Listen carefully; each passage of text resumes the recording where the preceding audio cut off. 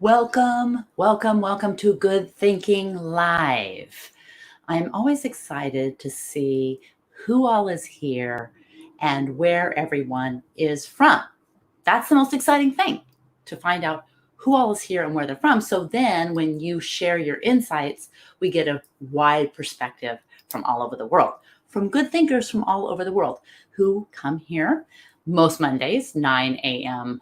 West Coast of the United States time, 4 p.m. Greenwich Mean Time, to gather for just a little short time for some mental hygiene, right? To give ourselves the little bit of a luxury of stealing time away from all the time that we focus on what to think, so we can focus on improving how to think. So, good thinkers, let me know who you are and where you're from. And I'm going to try to respond to everyone, and it's going to be very interactive, but sometimes it literally scrolls too quickly and I can't do it. So I'm going to do my best to bring your comments in and respond. But if I fail, it's not because I singled you out. It's because it scrolled too fast. And we've got streaming from several different places. So YouTube Live and LinkedIn Live. Also, let me know if you think we should stream anywhere else. I've kind of not done the Facebook Live thing. So let me know if you think we should be adding that. All right. So now that we have got that, asking everyone to let us know who you are and where you're from, we're going to get started. I'm going to put this back, take the banner off so we make room for your comments. All right, here's the first question. Do you think that people usually know what you're thinking?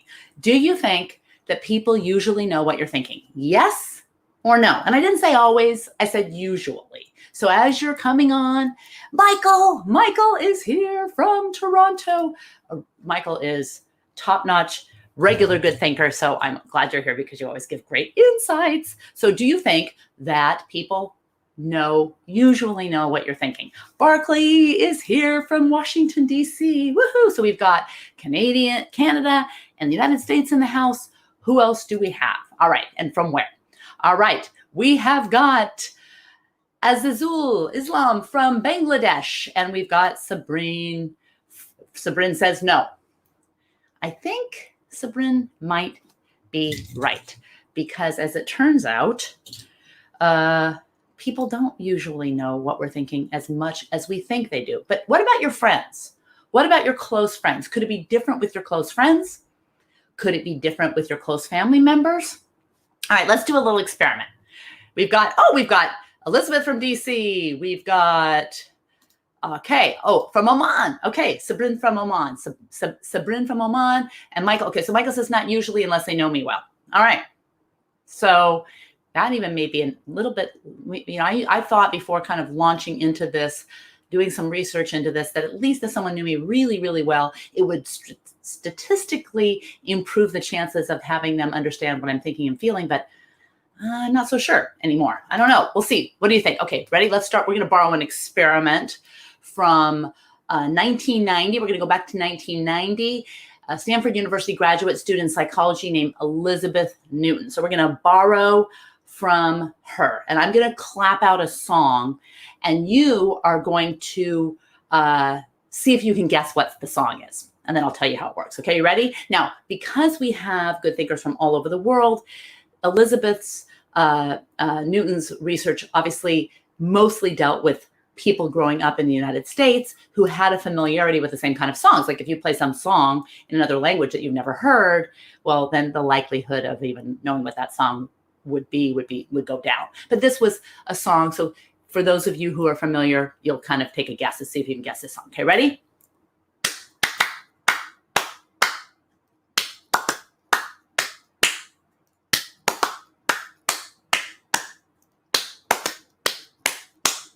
Okay, who can guess this song? Put your guesses in the chat. If you guess the song, we're partway through the experiment, but how many think that you are likely to, and then put your confidence level. Like, I'm 90% confident that it is this, or I'm 50% confident that it is that. Okay? Now I have this song in my head. So it seems like, how could you not know this song? And that's kind of the crux of the matter when it comes to this curse of knowledge, also called the illusion of transparency. And there's some super good There's some super good evidence that suggests that understanding this illusion of transparency can help you make better decisions in every aspect of your life. So just being here today and kind of delving into the research around the illusion of transparency can literally help you make better decisions in every aspect of your life. All right, so Michael says happy birthday. Okay, so Sabrin says US national song. Michael says happy birthday. And let's see, what is this related to emotional intelligence or empathizing? Oh, good question, good question. Yes, it is. It's related to emotional intelligence. It's related to intellectual versus emotional empathy and the distinction between the two. Absolutely. All right. So I'm going to tell you that, like in Elizabeth Newton's experiment, that first song was indeed happy birthday to you, happy birthday to you. And if that song was not played in your culture, then of course you wouldn't know it. But even if it was, it turns out that what she did, I'm getting a snooze, I don't want that. Something was starting to restart on my computer during live. That's not good. Thank you, Windows. But anyway, this is how her experiment went. Over the course of her experiment, she played 120 songs, and they were tapped out or clapped out. And listeners, guess how many listeners guessed out of 120 songs, happy birthday being the easiest? I mean, the most commonly guessed. Turns out that they only guessed out of 120 on average. Take a guess. Want to guess how many songs? Guess in the chat. Guess in the chat, and then I'll tell you. You got to get your number in there. Put it in the chat. They guessed correctly 3 songs, which is a ratio of about 2.5%. Now, before they guessed, Newton asked the tappers to predict the probability that the listeners, so the people clapping or tapping out the song, that the listeners would guess correctly. And the tappers, the clappers, predicted that they would guess, the listeners would guess 50% of the time. The tappers got the message across 1 time in 40, but they thought they would get it across 1 in 2. So when I'm clapping to you, I think you're going to get this. Okay? You're going to get this song. Ready?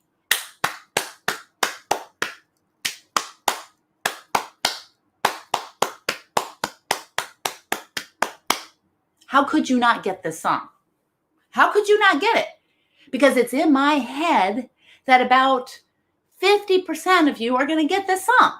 Because I know it so well. This is the curse of knowledge. Okay, so Sabrin said 10% and Michael said 10%. And that's good because it's definitely lower than what the tappers thought, 50%. But it's even lower than that. It was 2.5%. The problem is that once we know something like the melody of a song, we find it hard to imagine not knowing. And our knowledge has cursed us. And we have difficulty sharing it with others because we can't readily recreate someone else's state of mind.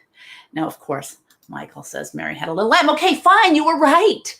Michael gets the chicken because he guessed it properly. But the point is, yes, some people on over 120 songs, I might say, wow, Michael's really going to get this 50% of the time. Maybe you would.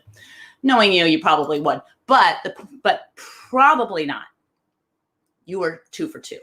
All right.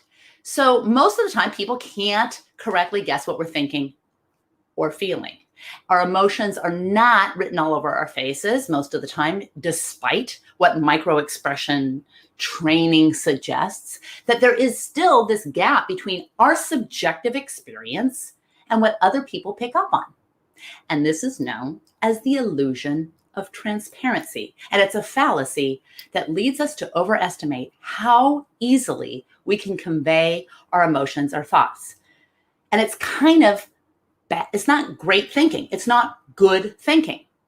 But there are very specific things that we can do, which we will touch on at the very end. We're just going to go quickly through them, but that's all you need, turns out, to eliminate this fallacy from leading us astray. All right, so think about you're on a Zoom call and you're exhausted. You're tired of Zoom. You had a night with no sleep. Your mind is wandering. The espressos, the coffees are just not doing the trick, and you're feeling sluggish and unfocused. And you're all looking at this and you're just like, you know that you must be nodding off. When you are called on this business thing, let's say, and you're called on, your answers are not crisp. You seem just kind of like, oh, I seem like I'm just coming across like adult. I know I've been like that. I don't know how many of you have felt that way, either in a meeting physically or more recently on video conferencing or Zoom call. Yeah. And at the end of the call, you kind of say to someone, or maybe afterwards off the phone call, God, sorry, I was so out of it during the phone call, or I was so out of it during the meeting. And the other squares on the Zoom, or your friend that you talk to, or your boss or your colleague says, you seem fine to me. You think they must just be being polite.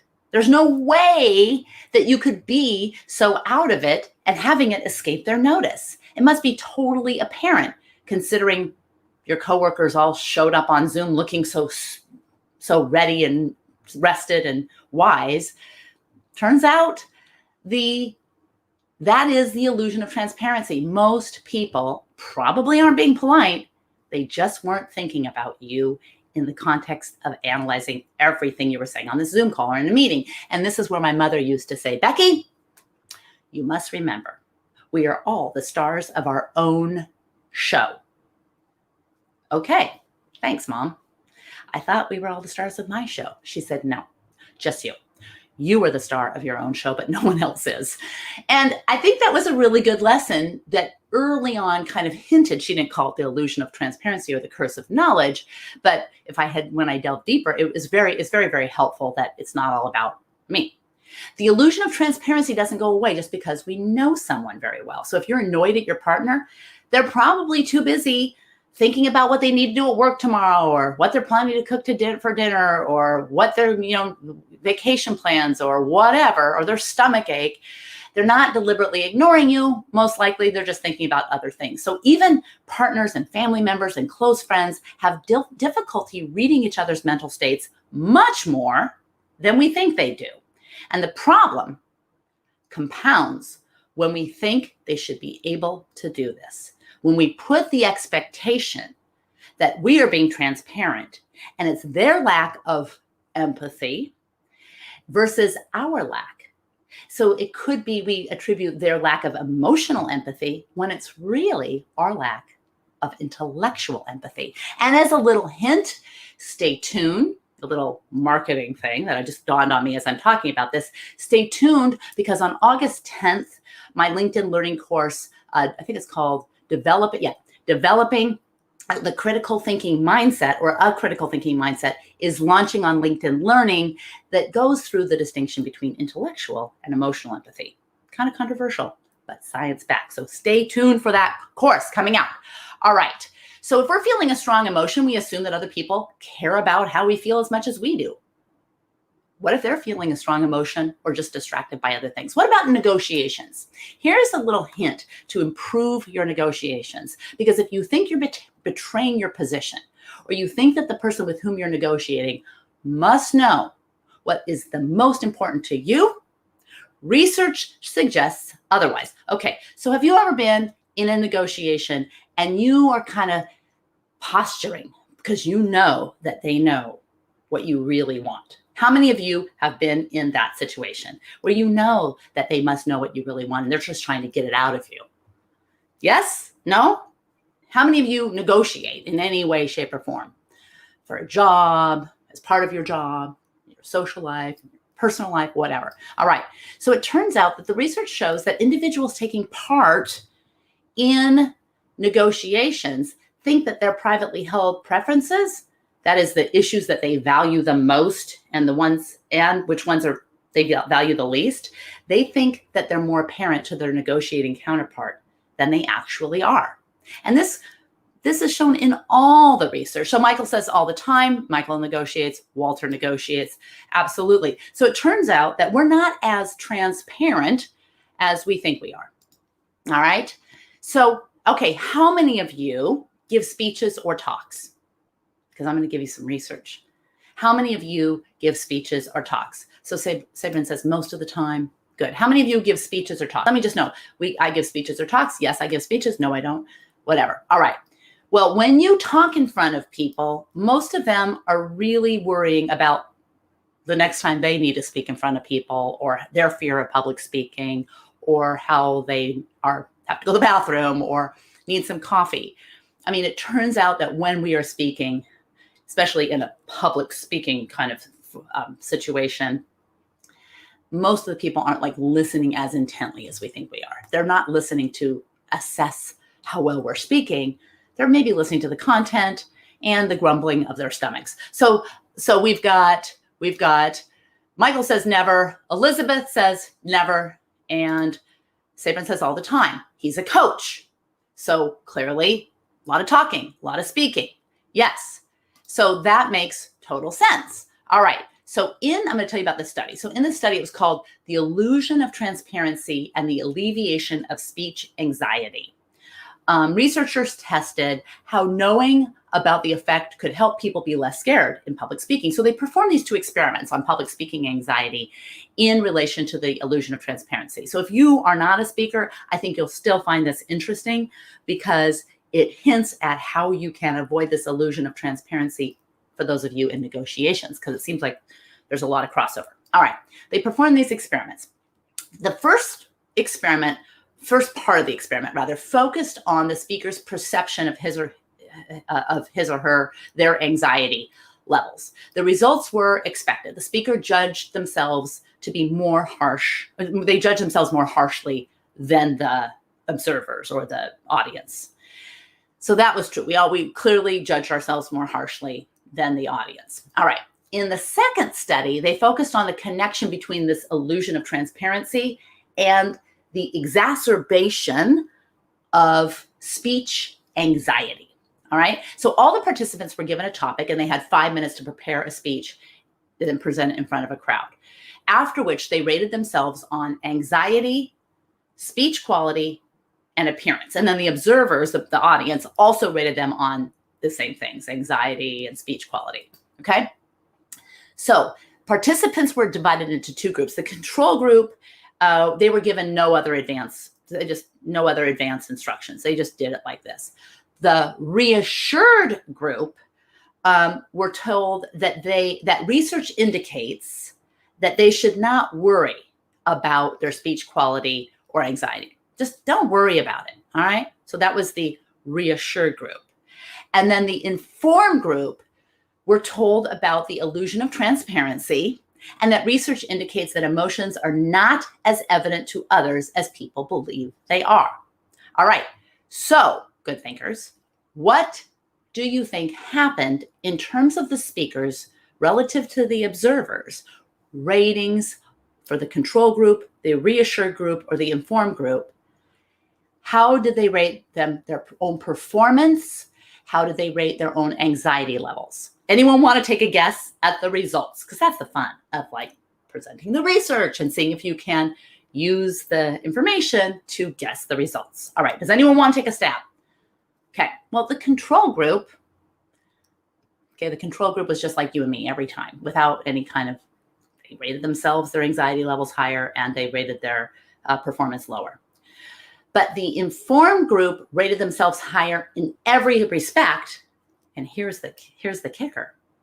The informed group were also rated higher by the observers. So you just being here today as regular good thinkers, kind of delving deeper into the illusion of transparency, will improve the quality of your negotiations and the quality of your talks and speeches, not just for yourself, but actually for your audience or for your counterpart in negotiation. Okay, so we have, Simran says, group 2, group 3, group 1.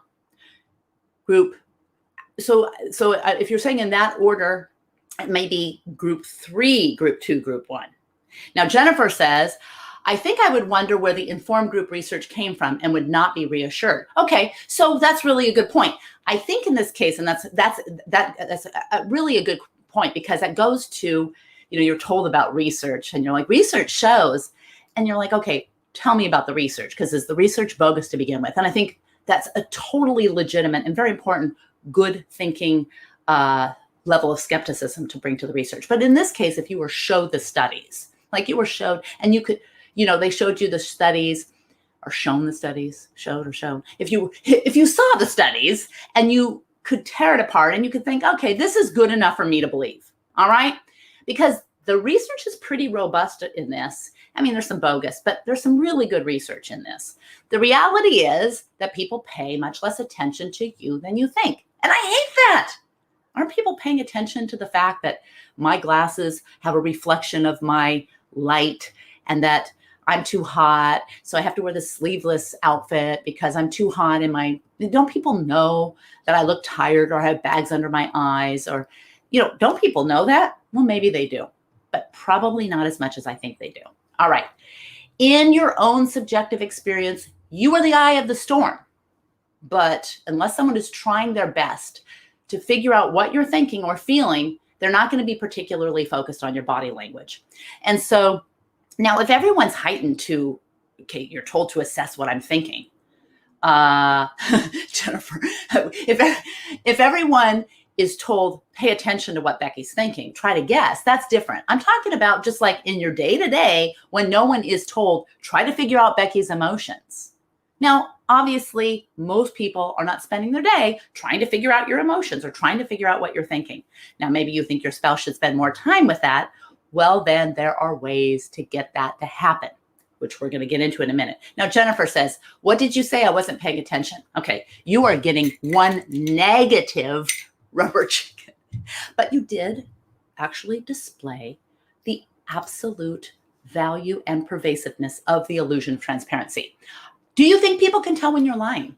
How many of you think that people can tell when you're lying? I'm not talking about, when someone who is suspecting you to be lying, but just like in day-to-day, you make a lie. Maybe you a lie of omission, or maybe someone says, oh, do I look good in this? And you're like, oh, it's such a cute outfit, but you're not like answering the question. So it's kind of a lie. Do you think that people can tell if you're lying? Yes or no? What do you think? Well, according to the research, observers can sometimes tell when people are lying, but most of us are better liars than we realize. Even if we're being totally honest, we face situations where we're compelled to kind of like maybe make a little white lie. And lying makes us uncomfortable, especially those of us who are not pathological liars. Lying makes us uncomfortable, so we worry that whoever we're lying to will easily be able to tell. But unless you're being very obvious, the chances of someone picking up on your smaller little lies are smaller than you think. Michael says, do they suspect or do they care? Right. Now, like if you're just telling a lie in the course of something, but if you're lying about something important, and they're scrutinizing your eye movement, whatever, that's different. But I'm talking about just day-to-day little kinds of interactions where people are not so focused on whether they care. And so this is a good point Michael makes. All right. So let's get to what we do, because we've got so many different experiments that prove this illusion of transparency over. It's a very robust finding, this curse of knowledge. When we know something, it's so hard to imagine that not everyone knows it. Whether it's right or wrong, it's so hard to imagine. Okay, here is the remedy. Drum roll, please. Okay, number one, you need to to overcome this illusion of transparency, you must, number one, bust assumptions. So when you think about the thoughts and feelings of other people, you have to question this assumption, because this also means that you don't know what other people are thinking as much as you think. It's not just that other people don't know what you're thinking or feeling. You don't know what other people are thinking or feeling as much as you think, unless you've spent a lot of time considering it. So treat what you think people are thinking or feeling with a grain of salt, and be skeptical also about their ability to read your mind. And once you do that, the other things fall into place. All right. Number two, you got to tell people. You've got to start, once you accept that other people don't know what you're thinking or feeling, but you want someone to know, there's one best way to get them to know, and that is to tell them in the clearest, not long-winded hoo-hoos that I always get into, these whole dramas and whatever, in the clearest way possible. When you are subtle about your feelings, it's not a bad idea, especially in high-stakes situations. Err on the side of caution whenever possible by communicating plainly. Your words about your feelings or views. Crystal clear. All right. So Fiona says, assume positive intent. You can assume positive intent, but that is putting the positive spin. There could be negative intent. There could be positive intent. The first step is assuming you don't know their intent. Now, if you don't care about their intent, then you will potentially be led astray in negotiations and decision-making. So a lot of people say intent doesn't matter. And sometimes it doesn't. It doesn't matter in some things, but that doesn't mean it doesn't matter in all things. Depends on your objectives. All right. Number 3, could anyone guess what number 3 is? So the first one is bust your own assumptions. The second one is tell people what you're thinking or feeling in clear language. Don't go on and on and on and on, like I do sometimes. Tell people what you're thinking and feeling in clear language. But what do you do if you do that and you're not sure that someone gets it? Or what do you do if you're not sure? You think you know what someone's thinking or feeling, but you know about the illusion of transparency. So what can you do? Anyone? Very easy. You can ask. There's 2 ways of asking, 2 sides to asking. One, you can ask someone to clearly tell you what they're thinking or feeling. And you can listen. So Michael says, listen, yeah, if they know to tell you. But if they don't know to tell you because they're stuck with the curse of knowledge, then Jennifer says, what are they thinking? Fiona says, elicit feedback. Jennifer says, ask. Right. So if you're not sure because you know that they suffer from the illusion and you know that you suffer from the illusion and you're at an impasse, you could say, would it be possible? Could you clearly and plainly explain what you're thinking and what you're feeling?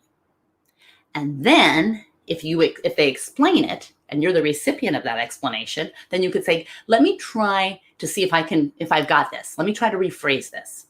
On the flip side, if you have already, as the holder of the curse of knowledge, you're the clapper, you're the listener, the other person's the listener.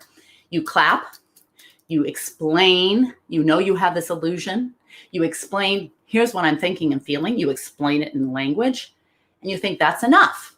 No, the third step is then you have to ask, you have to elicit, say, just to make sure that we're clear, because there's this illusion of transparency and this curse of knowledge that I have. Can you repeat what you think I communicated? Because I want to make sure I communicated clearly about what I'm thinking and what I'm feeling. Just because there's this, I know this illusion of transparency. Here's the thing about good thinking. Sometimes we need an excuse to ask awkward questions like, can you please explain? Because it seems like, now explain to me what I explained to you about thinking and feeling. But if you say that I'm part of this whole good thinking thing and there's this illusion of transparency or this curse of knowledge that I have, I want to make sure that I'm talking clearly to you because I don't want to assume that you know what I'm saying and I don't want to assume that I explained it well. Can you explain it back to me? Now, this goes to also things like the spotlight effect and the bystander effect, where we assume that when we see someone in distress, the other bystanders, other people must be dealing with it. Or when we're the ones in distress, that people must just be ignoring me on purpose. They must not care about me, even though we know that there's much more at play with this bystander effect. All right.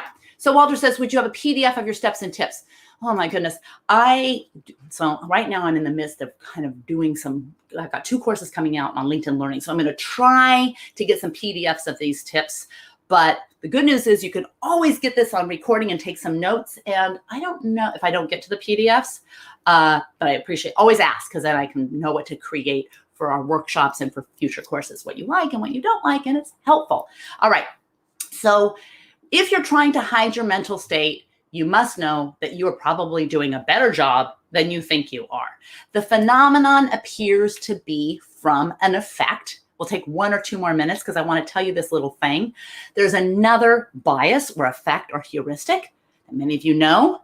And I think we've covered it on one of the episodes of Good Thinking. It's just this profound effect. It's the anchoring effect. So when we anchor our own selves to the knowledge we have, we anchor our judgments on our own experiences, our own internal states. These can be very powerful. And then we adjust insufficiently when for others. And when they attempt to determine how things for others and how they appear, we anchor, I know this, and then we just make adjustments. That anchoring leads us to this curse of knowledge and this illusion of transparency. We tend to think that people can easily tell what we're thinking and feeling, and they can't. But understanding this illusion and knowing the fact that it exists, to tell people clearly and succinctly what you're thinking and feeling when you need them to know, and then explaining, so it's not awkward, to explain there is this illusion of transparency. I'm not always good at explaining what I'm thinking or feeling. I'm going to try, but after I'm going to try, I want you to try to explain it because I'm trying to get better at this. So I want to make sure that I'm explaining this clearly to you. That kind of conversation can make a massive difference in your negotiations, in your public speaking, and in every aspect of your life. So that is the illusion of transparency, the curse of knowledge. See you next week. Thank you, good thinkers, for being here. See you next week, Monday, 9 a.m. Pacific time, right here on LinkedIn Live and on YouTube Live. Becky Saltzman, so subscribe, hit that bell, and you can get notifications, because it's only the most fun when we've got good thinkers from everywhere tuning in and offering their feedback. And if you offer your feedback after the live stream, we're going to try to get to it too. That's great too. So thanks for being here. See you next week.